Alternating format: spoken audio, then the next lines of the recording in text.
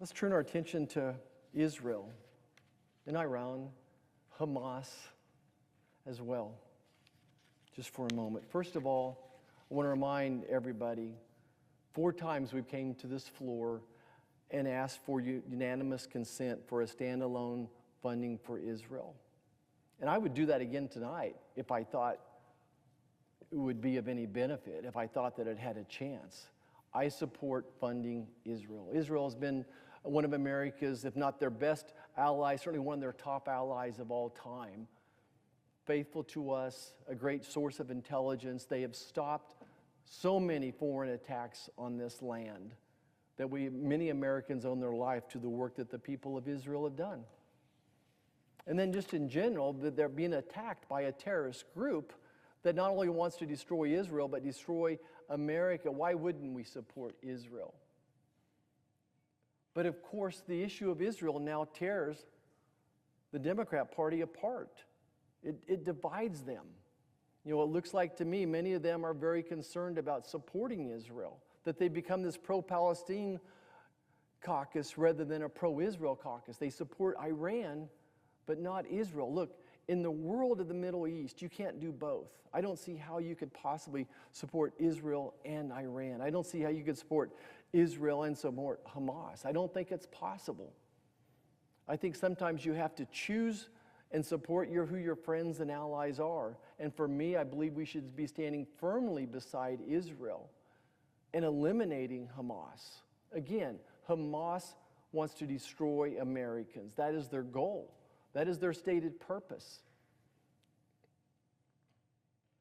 So we would have, almost to a person, would have supported some type of standalone funding for Israel if given that chance. We talk about Israel, we talk about Hamas, we have to talk about Iran. There's so much more that this president could be doing right now besides just funding Israel. Look, Hamas is the head of the snake. They're the ones that fund, train, support, plan these attacks by these puppets of theirs, these terrorist organizations in so many ways. So what could the president do besides funding more wars and more battles? I think that there's a military approach, there's an economic approach, and there's a diplomatic approach. Let's talk a minute about the diplomatic approach. The Abraham Accords are making great progress in the Middle East. And perhaps one of the most precipitating factor of Hamas attacking Israel was the progress of these Abraham Accords, that Israel was close to working out an agreement with our friends from Saudi Arabia.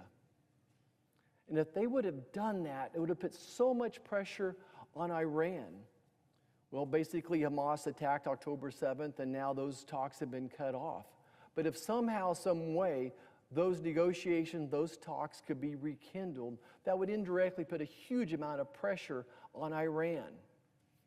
So there's huge opportunities for a diplomatic approach.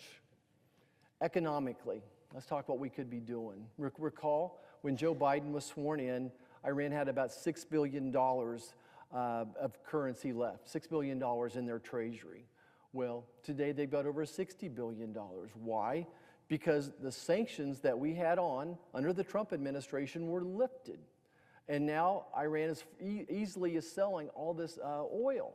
And among other things, they have a fleet of 500 ghost ships. So they take these ships that are owned by foreign countries, they use that foreign flag then to smuggle either Russian oil or Iran oil to people, ignoring the sanctions. We should be punishing not just Iran, but we should also be punishing those countries that lend them their flag, so to speak. What else could we do economically? I think that we could be putting double down on all the previous economic sanctions that we'd placed on them, including bank sanctions. And again, anybody that's doing business with Iran, we could be shutting them down as well. Militarily, what could we do? I think back to what President Reagan did in 1988 when an American warship was attacked. I believe it hit a mine, if I recall properly. And what President Reagan did is he ordered an attack on Iranian oil platforms.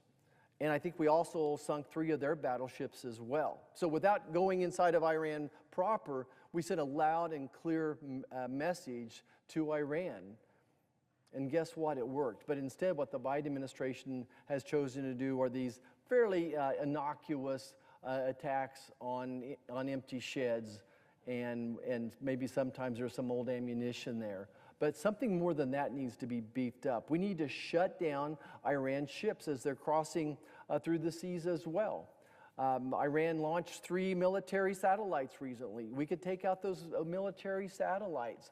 So there's a lot we could do, but this idea of passivity, this idea that if we just watch what Iran is doing and thinking that they're going to stop doing it, doesn't work. Anyone that's faced a bully in 3rd grade out at recess knows being passive never works, that eventually you have to stand up and smack the bully in the nose. Otherwise, he's going to keep pestering you.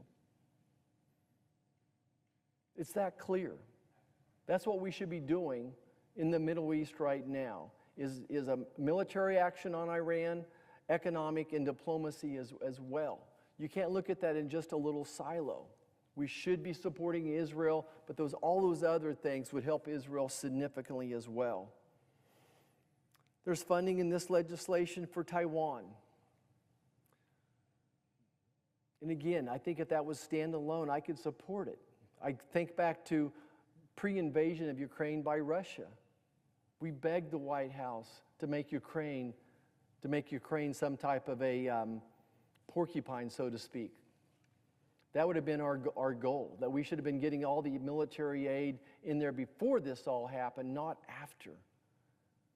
We could have got them A-10s that we were mothballing. Pardon me?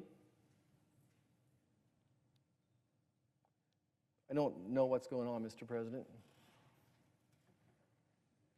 I don't know. I can't. Senate will be in order. Would the person in the gallery please sit? Thank you, Mr. President. I didn't know what type of security situation there was there, so we thought we better just pause as well. So, we were talking about Taiwan.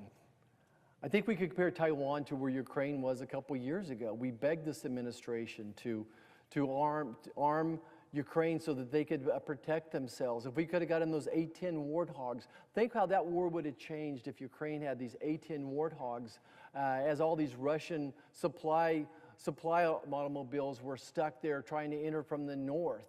There's so much more that we could have done. It seems like that this White House has just slow-walked the entire response.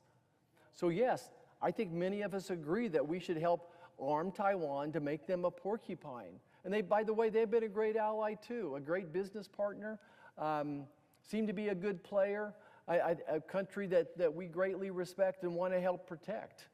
But at the end of the day, when you bundle this funding without giving us our own border security, it doesn't make much sense to us. And of course, there's funding in here for humanitarian aid as well. I think to the tune of, goodness, I think it's close to $10 billion for humanitarian aid. This is in addition to what we typically are doing. Would remind everybody that USAID has a budget of over $60 billion a year, that we're all doing much of this humanitarian work already. And of course, our fear, and I don't know how to answer Kansan's thoughts on this when they ask me, how are we going to make sure that that humanitarian aid gets to women and children, the people that really need it, as opposed to, will Hamas intercept it? You know, again, I've made several trips to the Middle East, and what I've seen is corruption. I've seen the terrorist groups grab the humanitarian aid, and it doesn't get to the people that we want it to get there. So I'm not convinced on the humanitarian aid part of this that we would accomplish what our goals truly are. I don't think that this humanitarian aid should be going to support Hamas. I'm all for helping those that need it, but very concerned about where it actually ends up being.